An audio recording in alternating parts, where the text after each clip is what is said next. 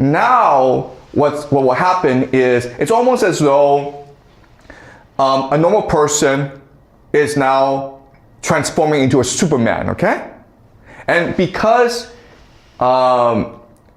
he knows he's fighting for right, Zeus gave him a blazing sign, okay?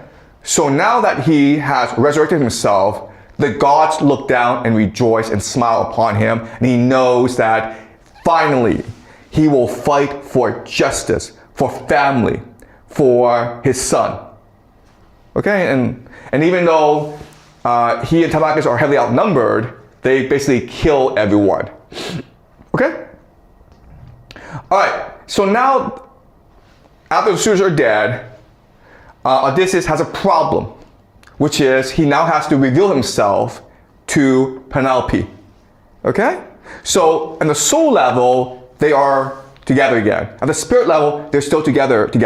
They're now together again. At the mind level, it's harder. It's hard, okay? Because how does Odysseus explain to her why he was gone for 20 years? How does he explain to her that he was in disguise all this time? Okay? So, let's read this passage to see how they reconcile themselves, okay? All right. So this is Penelope, who is still distant, okay? Odysseus has revealed himself, but Penelope has got cognitive dissonance, okay? She's still depressed, and she doesn't yet want to admit in her heart that her husband is still alive, okay? All right, so she's keeping distance from him.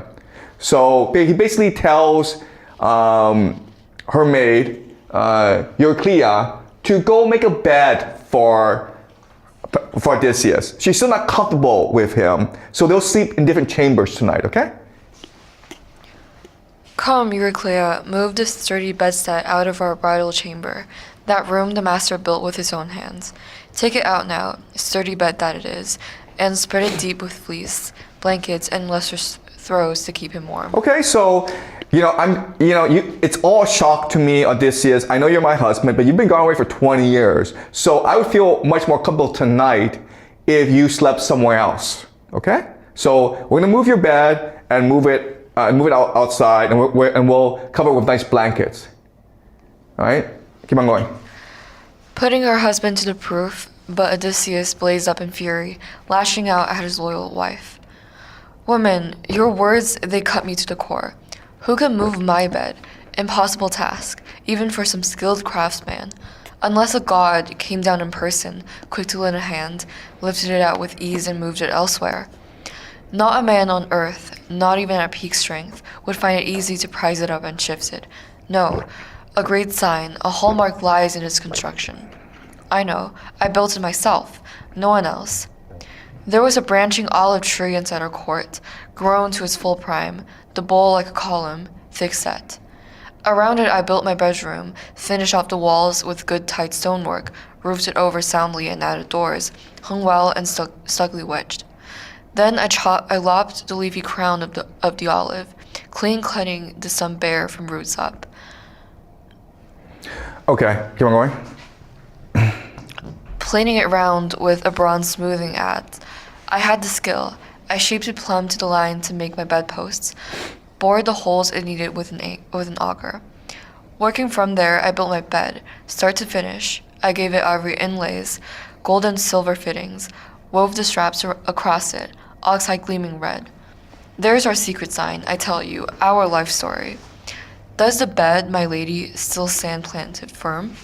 I don't know. Or has someone chopped away that olive trunk and hauled our bedstead off? Living proof, Penelope felt her knees go slack, her heart surrender, recognizing the strong, clear signs Odysseus offered.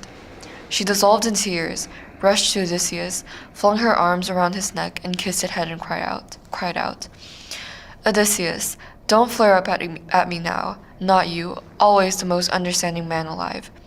The gods, it was the gods who sent this sorrow. They grudge us both alive in each other's arms, from the heady zest of youth to the stoop of old age. But don't fault me, angry with me now because I failed, at the first glimpse, to greet you, hold you, so. In my heart of hearts, I always cringe with fear some fraud might come, beguile me with his talk. Okay, so again, this is a secret language. This is an intimate language between Odysseus and Penelope. On the surface, it seems as though Penelope is just testing Odysseus. Are you really my husband?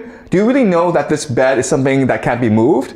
And Odysseus says, yes, I know, okay? That's the public, okay? But at the subconscious level, at the spirit level, what this conversation really is about is Penelope is saying to Odysseus, you know, 20 years ago, you abandoned us for glory in war.